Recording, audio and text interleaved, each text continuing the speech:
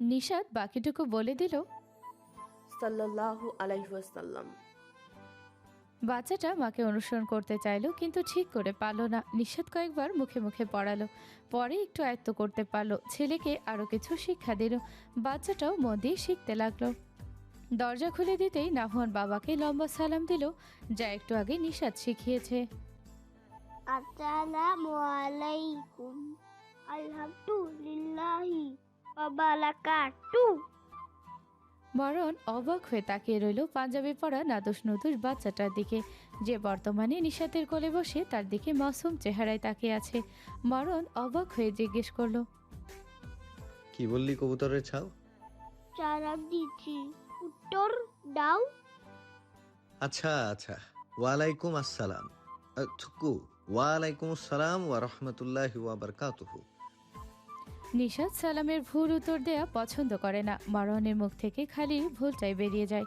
নিশাত কয়েকবার শিখিয়ে দিয়েছিল, তবুও ভুলে যায়। উত্তর দেয়া হলে নাহওয়ান বাবার কোলে ঝাঁপিয়ে পড়ল। মরণ ছেলেকে কোলে নিয়ে রুমে যেতে যেতে বলল, কিরে, আজকে হাজির হয়েছিস কেন? নাহওয়ান হাত নাড়িয়ে নাড়িয়ে বলতে লাগলো, আজকে নামাজ পড়ছি, অনেক কিছু শিখছি। হাত প্রসারিত করে অনেক বোঝালো। মারওয়ান বলল, তাই? কে শিখিয়েছে? মা শিখিয়েছে। ছেলেকে বিছানায় দাঁড় করিয়ে ঘামে ভেজা শার্ট ছাড়তে ছাড়তে বলো, তোর মা তো ফুলে আছে, মুখ খুলতে গিয়ে উড়ে টুড়ে যায়নি? নাহওয়ান ঘাড় নাড়িয়ে না বলল। মারওয়ান খালি গায়ে ফ্যানের নিচে দাঁড়িয়ে বলল, উড়লো না কেন? ওরা উচিত ছিল। কয়েকদিন ধরে ফুলে আছে, এতে করে ফোলাটা কমতো। বলে কপালের ঘাম হাত দিয়ে ঝেড়ে ফেল। নিশাত রুমে ঢুকে বাবা ছেলের দিকে এক নজর তাকিয়ে ড্রয়ার খুলে শুকনো জামা কাপড় ভাঁজ করে রাখলো। মারওয়ান কোমরে হাত দিয়ে নিশাতের দিকে তেজরা চোখে চাইল। উদ্দেশ্য নিশাত কি করে তা দেখা। ঘটনা কিছুই বুঝতে পারছে না। কয়েকদিন ধরে পুরো সাইলেন্ট হয়ে গেছে।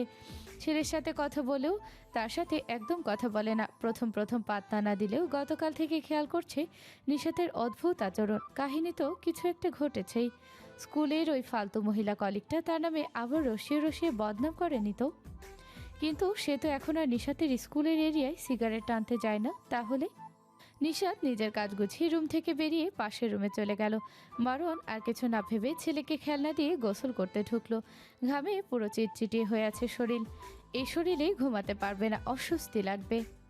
গোসল শেষ করে খালি গায়ে লুঙ্গি পরে বের হলো মারওয়ান। সে বাথরুমে ঢোকার পর নাফওয়ানকে পাঞ্জাবি পাল্টে সেন্ডো গেঞ্জি পরিয়ে দিয়ে গেছে নিশাত। তাকে গাড়ি নিয়ে লাফাতে দেখে বলল, এই পেঙ্গুইন, লাফাচ্ছিস কেন? নাহওয়ান ফোকলা হেসে বলল। গাড়ি বুম বুম করে চলে। মারওয়ান ভেজা চুল গামছা দিয়ে মুছতে মুছতে বলল, তুই গাড়ির মধ্যে ঢুকে গেছিস নাকি? গাড়ি ছোট, ঢুকা চাই না। মারওয়ান ছেলের দিকে চাইলো। বাচ্চাটা গাড়ি নিয়ে কি আনন্দ নিয়ে খেলছে, যেন সে নিজেই গাড়িটা চালাচ্ছে। জিজ্ঞেস করলো, বড় গাড়ি হলে ঢুকতি? নাহওয়ানের চোখ চকচক করে উঠল। মারওয়ান চোখ সরিয়ে নিল। এই চোখে বেশিক্ষণ তাকানো যায় না। সে নিশাতকে জোরে ডেকে উঠে ভাত দিতে বলল। বেশ কিছুক্ষণ হয়ে গেল, নিশাতের সারা শব্দ পাওয়া গেল না। মারওয়ান রান্নাঘরে উকি দিয়ে দেখলো কেউ নেই। তারপর পাশের রুমে গিয়ে দেখলো নিশাত গভীর ঘুমে নিমগ্ন। মারওয়ান ধীর স্থির ভঙ্গিতে হেঁটে নিশাতের শিওরের পাশে গিয়ে দাঁড়ালো। চোখে নিচে কালো দাগ পড়া ক্লান্ত অবসাদপূর্ণ চেহারার দিকে এক দৃষ্টিতেই তাকিয়ে রইল। সারাদিনের হাঁপিয়ে ওঠা ক্লান্ত দেহ ঘুমের মাধ্যমে একটু বিশ্রাম পায় যেন। মানুষ ঘুমের মধ্যেই একমাত্র সুখী। নেই কোনো চিন্তা, নেই কোনো কাজ। ইহজাগতিক সকল কাজের ইস্তফা ঘটিয়ে নিশ্চিন্ত এক যাত্রা। ছেলেকে ভাত খাইয়ে ঘুম পাড়িয়ে টেবিলে বসে কি যেন লিখছে মারওয়ান। চোখ মুখ গম্ভীর। গভীর রাত, কলমের খচখচ আওয়াজ ছাড়া আর কিছুই শোনা যাচ্ছে না। একটু পর সবকিছু গুছিয়ে নিশাতের রুমে গেল। মশারি টানিয়ে দিয়েছে সে। মশার উপদ্রব বেড়েছে। নিশাতকে আরেকবার দেখে লাইট বন্ধ করে ছেলের কাছে চলে গেল। ফজরের খানিক আগেই নিশাতের ঘুম ভেঙে গেল। উঠে অজু করে তাহাজ্জুদ নামাজে দাঁড়ালো। কয়েকদিন ধরেই নিয়মিত ইস্তেখারা নামাজ পড়ছে নিশাত। একটা বিষয় সিদ্ধান্ত নিতে পারছে না। সংসার এখন তার কাছে বিষের মতো লাগে। বিপরীত পাশের মানুষটাকে সহ্য হয় না। তাই বড় রকমের সিদ্ধান্ত নিতে চাচ্ছে। এজন্য ইস্তেখারার মাধ্যমে আল্লাহর সিদ্ধান্ত জানতে চায় সে। এখন শুধু আল্লাহ তাআলার ইশারা ইঙ্গিতের অপেক্ষা। ইন্টেলিজেন্ট ডিপার্টমেন্টে গুরুত্বপূর্ণ আলোচনা চলছে। মুনতাজি দৃঢ় গলায় একটা ফাইল রিপ্রেজেন্ট করছে। ডিপার্টমেন্টের হেড মুখ টান করে তার বক্তব্য শুনছে। এরই মধ্যেই মুনতাজিরের ইশারায় নিউজ ল্যাপটপ খুলে একটা ভিডিও ক্লিপ দেখালো। সেখানে দেখা যাচ্ছে কালো কাপড়ে আবৃত একজন অনবরত কুপিয়ে যাচ্ছে দুজন লোককে। চেহারা তার সম্পূর্ণ আবৃত। শুনশান রাস্তায় সিসিটিভির সামনে যেন ইচ্ছাকৃতভাবে হাজির হয়েছে এই ব্যক্তি। কোপানো শেষ হলে ক্যামেরার সামনে এসে রক্তাক্ত হাতটা ডলে দিল। পুরো ক্যামেরা রঞ্জিত হয়ে গেল। ভিডিও শেষ। মুনতাজির বলল, আমরা শিওর এটা কিলার সাদ। লোকটা মারাত্মক ধোঁয়াশার সৃষ্টি করছে। তাকে ধরাটা অনেক মুশকিল। অনেক ঘোল খাওয়াবে এই ব্যক্তি, যেন গেম খেলছে আমাদের সাথে। জিনান এতক্ষণ পর মুখ খুলল। সেদিন দেয়ালে চ্যালেঞ্জিং টাস্ক লেখা ছিল, তখন পাতা না দিলেও আমি শিওর এটাই মার্ডারের ইচ্ছে করেই লিখে গেছে। ও চেয়েছে বিধায় আমরা ওই ঠিকানায় যেতে পেরেছি, এটাই বোঝাতে চেয়েছে সে। এখন আমার কাছেও তাই মনে হচ্ছে।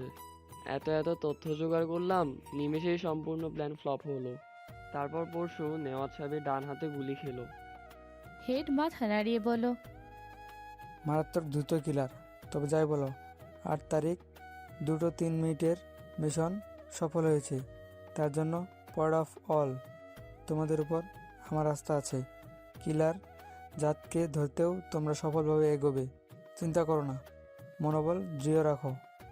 সে গভীর জলের মাছ ধরতে একটু তো মেহনত করতে হবে।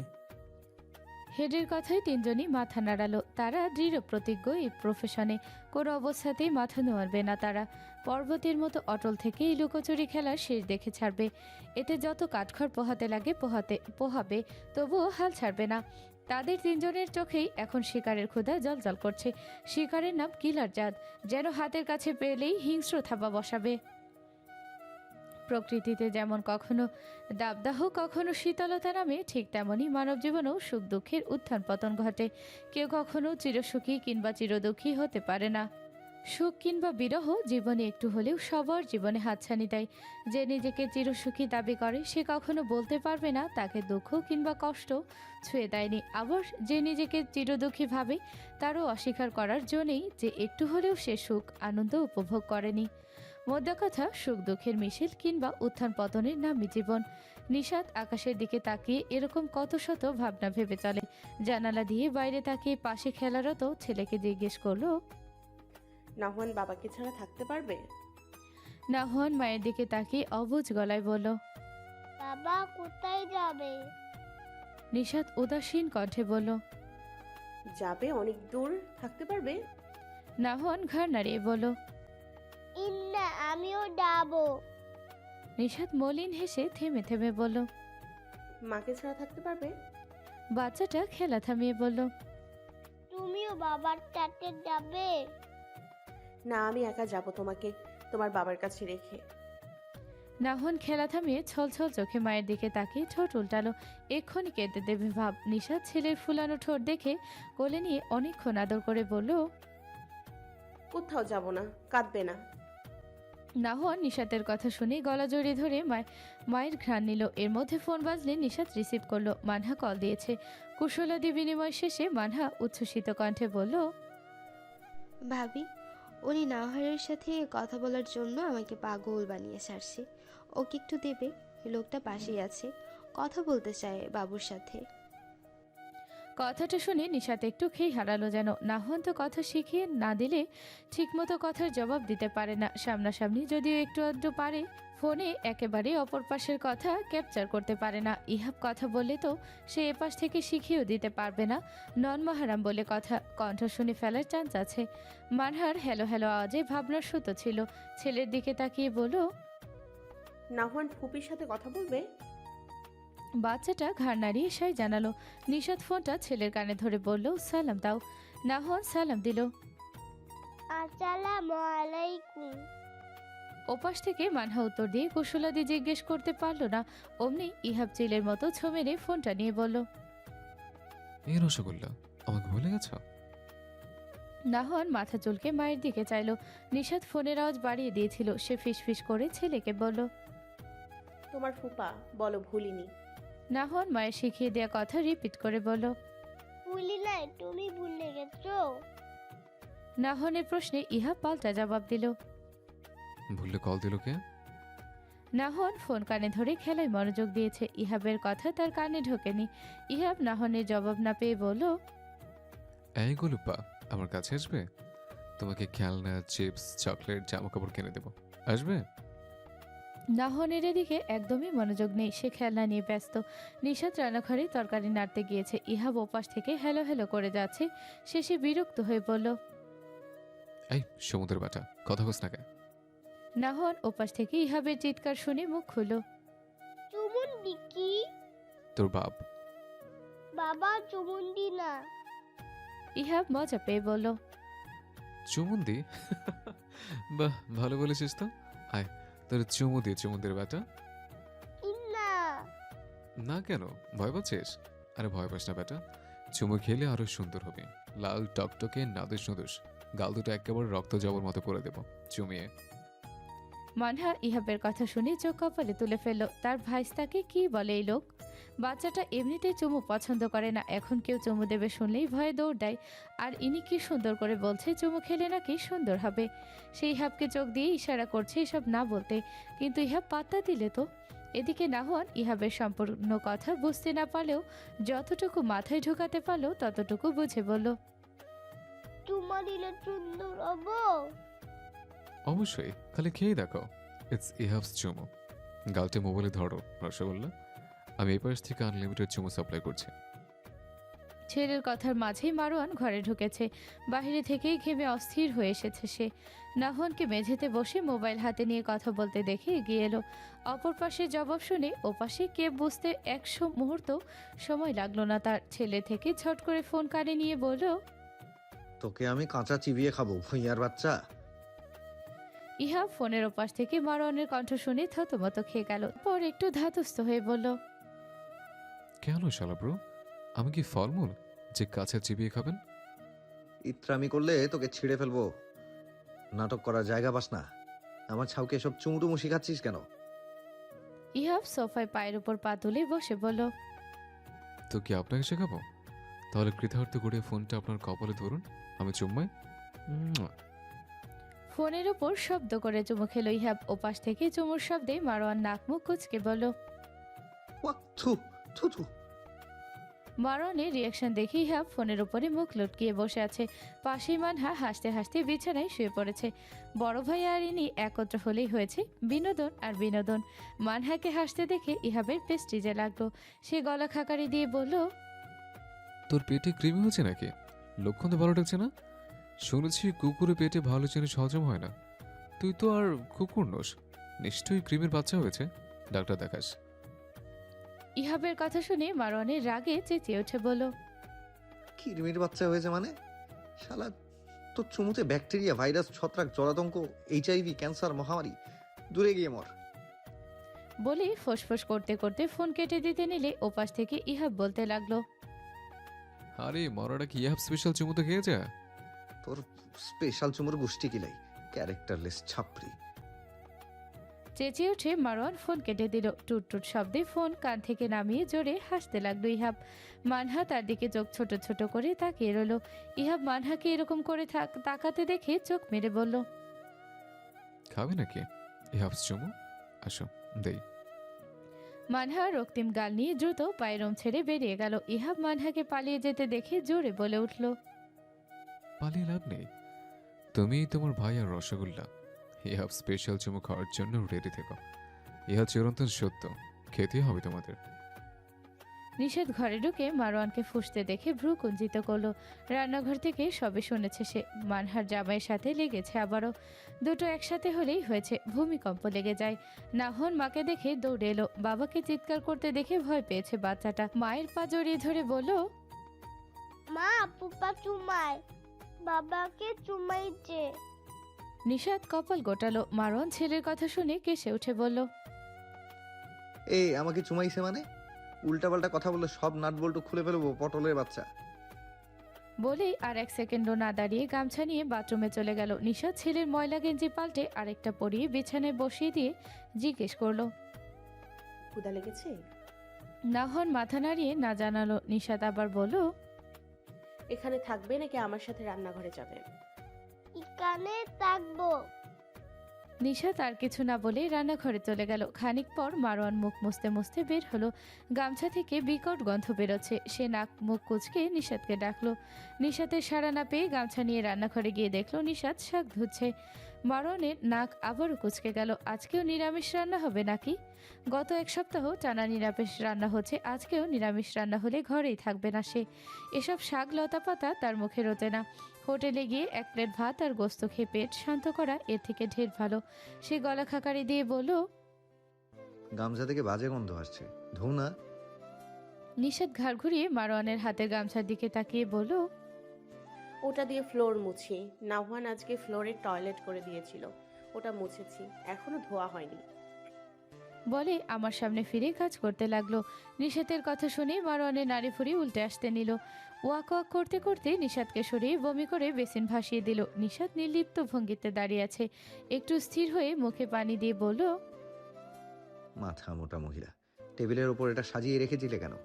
গামছা নিয়ে যখন ঢুকি তখনও তো কিছু বলনি, নাকি ইচ্ছে করে এসব করেছো? নিশাত গম্ভীর মুখে বলল, আপনার কাজ হয়ে গেলে এখান থেকে বের হন।